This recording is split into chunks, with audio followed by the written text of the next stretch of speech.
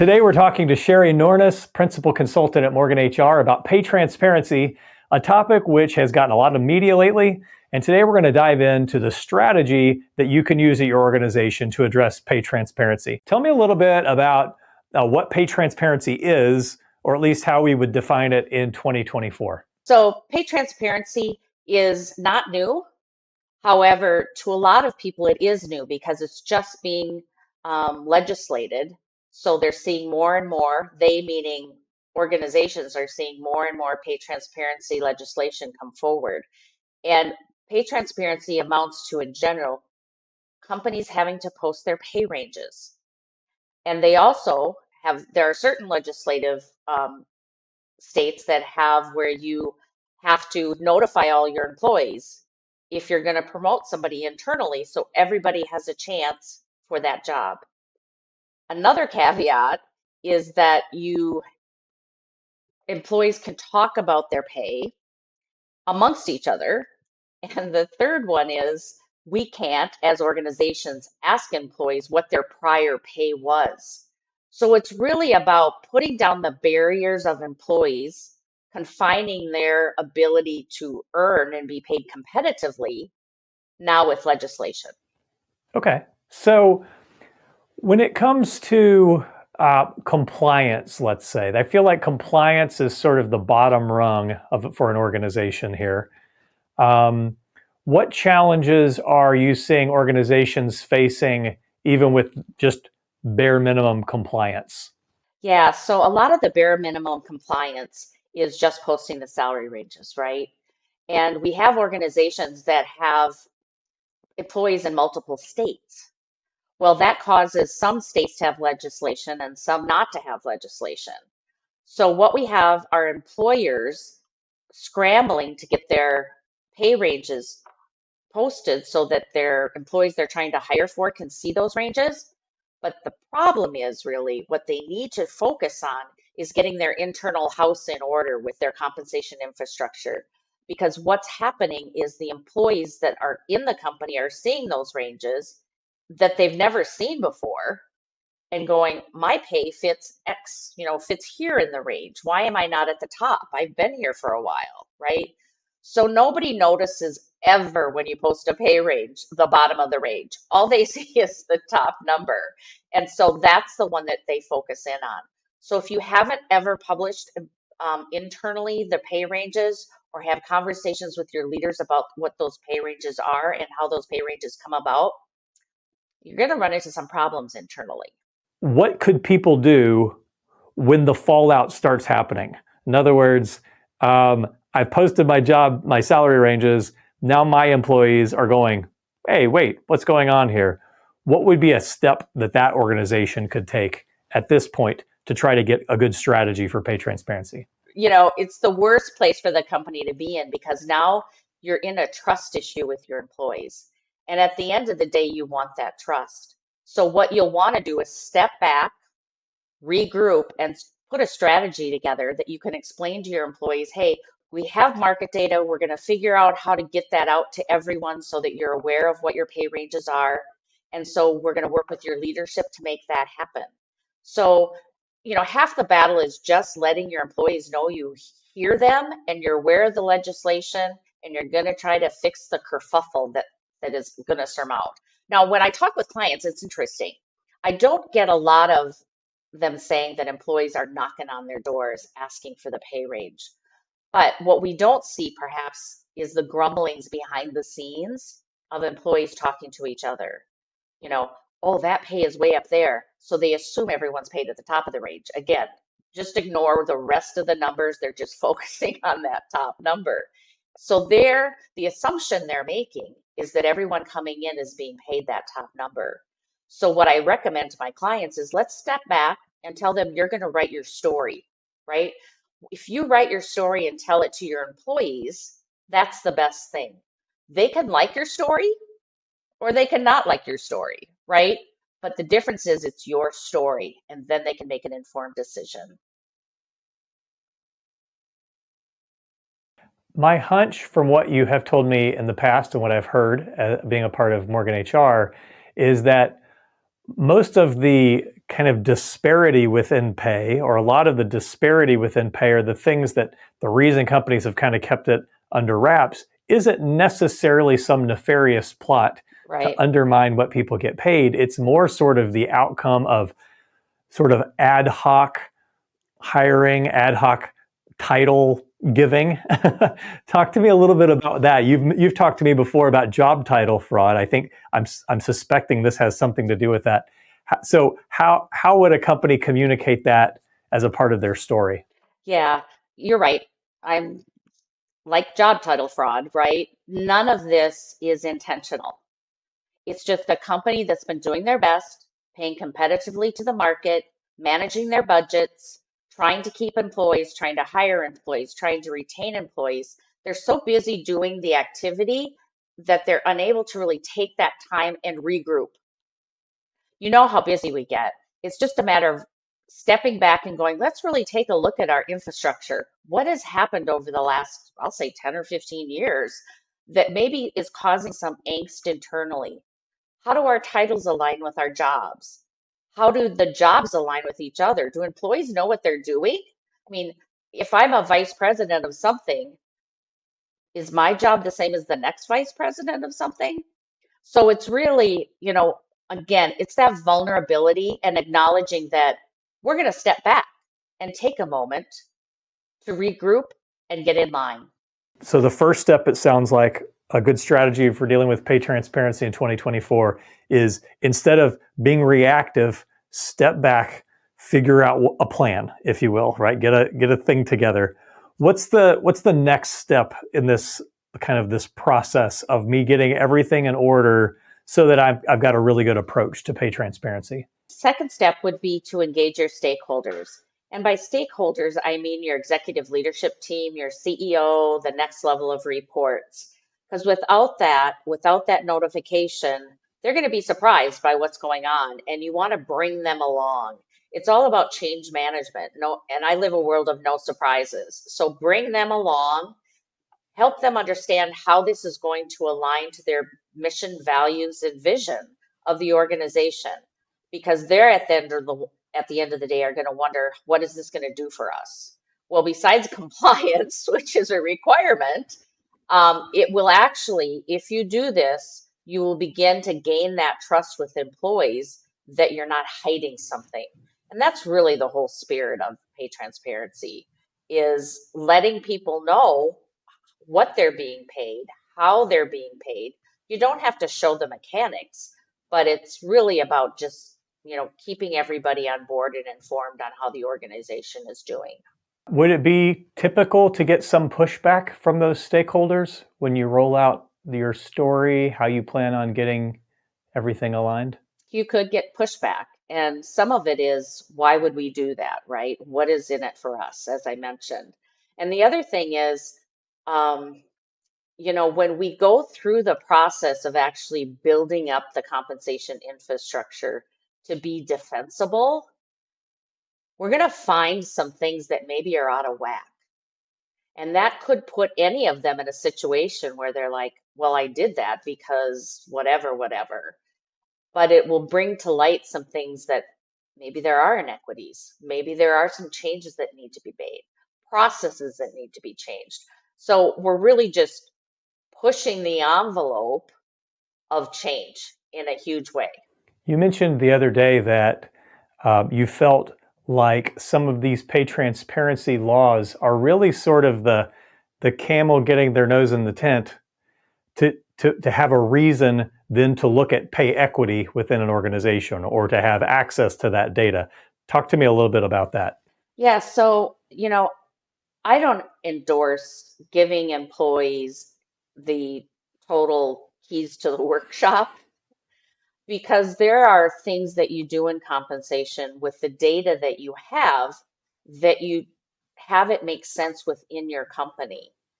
And one of the things we do at Morgan HR, one of the first things we do is help the company create a compensation philosophy, so that throughout their process of making decisions going forward, they can look back at that and go, well, does that pay decision align with our comp philosophy, right?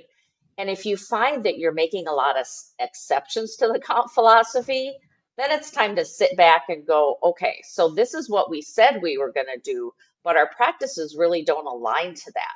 Do we want to change our comp philosophy or do we want to change our practices?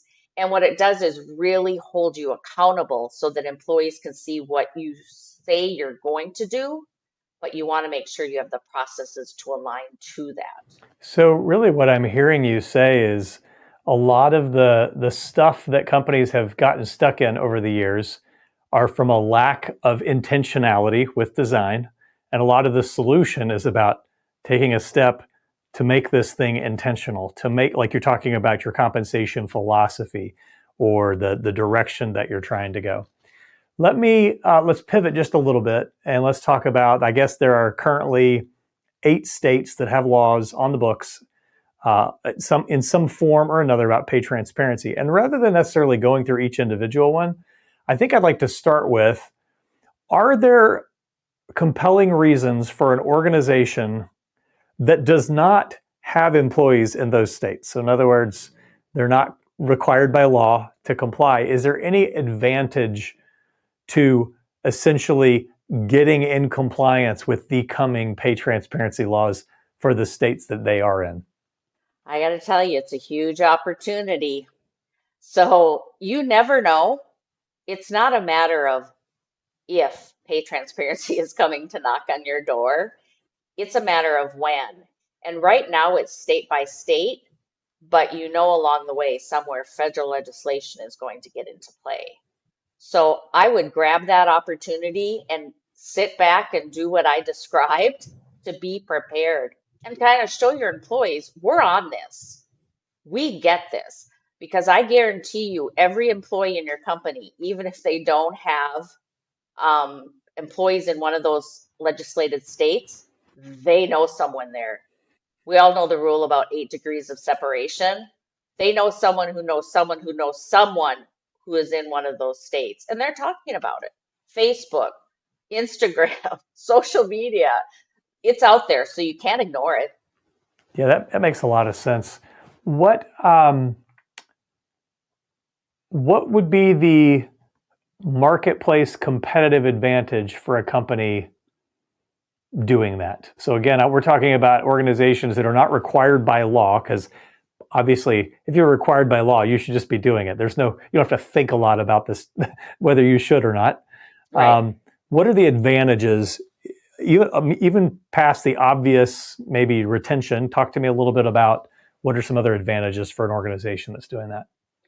Well, what you're starting to do then is you're gaining trust with your employees. If you think about yourself just on a personal level and how you view trust with just others you interact with on a day to day, you have to earn that and you have to gain trust. It doesn't just come. So if there are efforts and communications that say, "Hey, we're gonna we're gonna start doing this, and we're going to look at our pay ranges, we're gonna communicate," what an opportunity to build out even a 1 or 2 year plan to implement in your organization. Ideally, that is what would happen is you would have a plan of 1 or 2 years.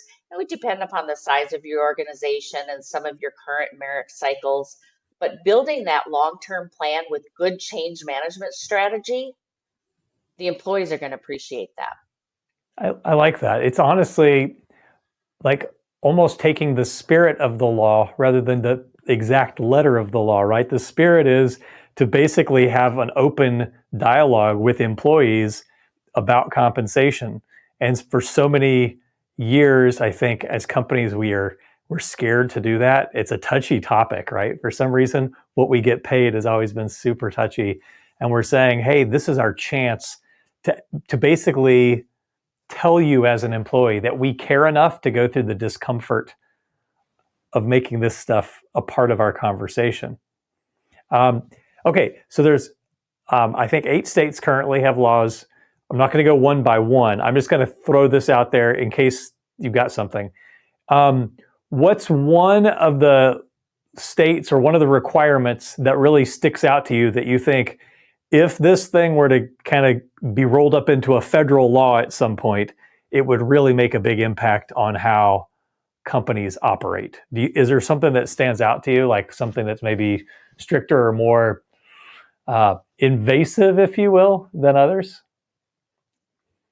Well, it's interesting because I've been in this business for over 30 years. So I've seen the dynamics of how we bring in employees. One of my first jobs out of college was as a recruiter. And I was always told, I need to know how much they're making. Let me see, get a copy of their paycheck, and then we're going to go from there. And the strategy was always to pay the lowest that you could get them. And that always confused me. Like, why should it matter? I'm just paying for we're paying for the job, right? Today, that that's not going to work. So, when I think about pay equity in alignment with pay transparency, it's really paying for that job as you value it and price it within your organization, the importance of that job, because there's the marketplace and then there's how you use that job in your organization. Is it the key to your company? Is it a part of your company? Where is it from that pay spectrum? Because companies have budgets, right? So you have to figure that out. So if there's one thing, it would be that employees can talk about their pay among one another freely without repercussions. And then the other one is we can't ask them as organizations, how much do you currently make? Right? So when you do that, you're all of a sudden putting that employee in a defensive mode. And that's not just a very friendly or trusting environment. When I go to interviews, and I've interviewed a lot in my lifetime, I always wanted to be paid the most, right? I'm bringing a lot to the table, but they don't know that. Companies don't know that. You're a candidate for the job. You're not really proven to be able to do anything. But you know, I have been asked that question, how much do you currently make? And I remember answering it thinking I had no choice, right? They're not going to hire me if I don't tell them. I love that part of some of the pay transparency law regulations. So we're seeing sort of the power swing back toward the employee just a little Mhm, bit in these regulations and laws. mhm, That's very interesting. All mhm. right, so let's just sum this up. Um, I am a compensation or HR generalist at an organization. Don't necessarily have to comply, but I'm getting convinced maybe we should do something. How do I get my company story together? We said that's the first thing, right? So what's the very, very first thing? Somebody who's watching this video, they're like, yeah, we probably should do this. I want to do this. What do they need to do? Obviously, they need to hire a consultant. There you go. So, and let me tell you why. Because when an HRBP is in the organization, they have things that they're trying to accomplish with their leaders, with their leadership, and they don't necessarily look at the data for what the data is on a holistic standpoint. They maybe know sections of the data or some things they're trying to accomplish. But if you hire an outside resource, we come in with fresh eyes. We're not going to, we see the data, we tell you what we see in the data, and you can tell us why we're wrong, right? So it really puts you in the light of a fresh perspective. So that's really the one thing I would do. And even if it's not a consulting firm, bring in a partner from maybe another part of the organization. But I highly recommend you bring in the experts because if you're going to do this, you should do it right. So once you get them in, they take a look at the data will build your story. Your data will show you maybe where there are inequities, where job titles are out of line. It'll do all of that. And then that's your story to leadership to say, hey, help me try to defend this to the employees when we post a director job or a manager job. We can't do that right now because we're not aligned. We're not set up for success to have our employees trust us. So that's the first thing I would do. Bring in the heavy guns. That's really good. Yeah, I like your statement that your data will tell Mhm, your story. And that's really, really interesting. I love that because essentially we all think we have a story, right? We use lots of words, and a lot of it is self-justification in almost all of our stories. And when you see the data with no emotion, that's probably your first dose of reality. Okay, how do we address this reality compared to what our ideal was of what we thought? And I think the thing with the story is a good consulting team will help you translate that into a story for your leadership on how it aligns with your business incentives. So, that's the piece that I really think is a good partnership and collaboration, and it'll get done quicker and you'll pull in the expertise you need. Shari has brought a lot of really helpful thoughts here. She is principal consultant at Morgan HR. So if you contact Morgan HR about getting someone to help you look at your data to tell your story, most likely you'll get to talk with Shari. So go to morganhr.com, fill out that contact form, and take that first step toward strategically complying with pay transparency in 2024.